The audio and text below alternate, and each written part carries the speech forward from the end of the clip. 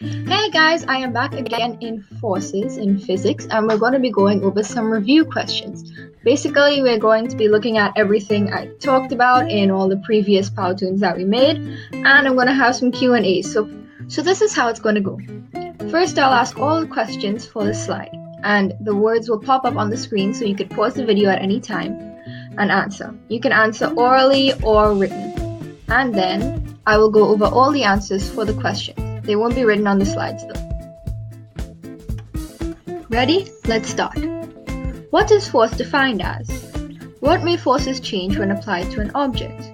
How are forces broadly classified? State the difference between these two categories. Answer time! A force is defined as a push or pull, any action which changes or tends to change the state of rest or uniform motion of the object. A force applied to any object may change its size, shape, or motion. And forces are classified into contact and non-contact forces. Contact being physically in contact with the object and non-contact not being physically in contact with the object. Define the following contact forces: applied force, frictional force, tensional force, and normal force. An applied force is a force applied to an object by a person or another object. Frictional force is the opposing force exerted by a surface as an object moves across it. Tensional force is a force transmitted through a string, rope, or wire that is pulled tight by forces acting at each end. And normal force is a support force exerted on an object which is rested on another stable object. Name the non-contact forces described below.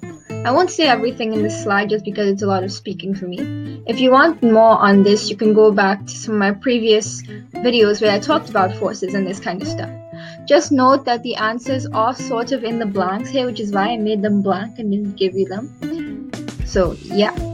And the answers from left to right going down respectively are electric forces, magnetic forces, nuclear forces, and gravitational forces. And a little bonus question here. Which of the previously mentioned are attractive and repulsive forces, and which are only attractive forces? And now we're on to friction. Define friction.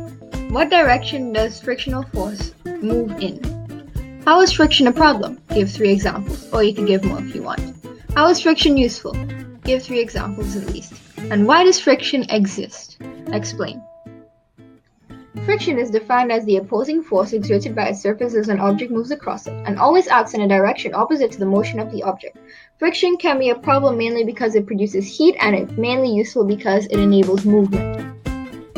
Friction is the result of weak cohesive forces between two surfaces. These cohesive forces exist because opposite charges are attracted to each other between the atoms of the two surfaces. How can we increase frictional forces, and how can we reduce frictional forces? Give at least 3 examples of each of these methods. And are rough surfaces better producers of friction than smooth surfaces? Explain why. Frictional forces increase if the area of the surface in contact increases, the weight of the moving object increases, or the velocity of the moving object increases.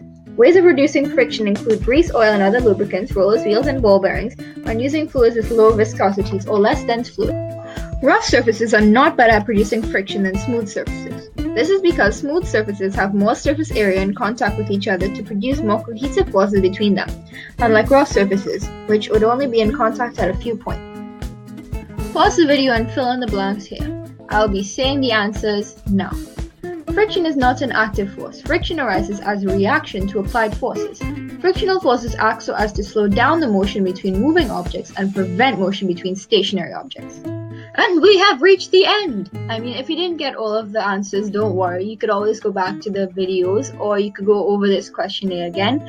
But for now, thank you for watching this video on this short little series that I made just to revise for physics. And hope to see you again soon. Hope you do well in your test. Bye! Your class is dismissed. Created using Powtoon.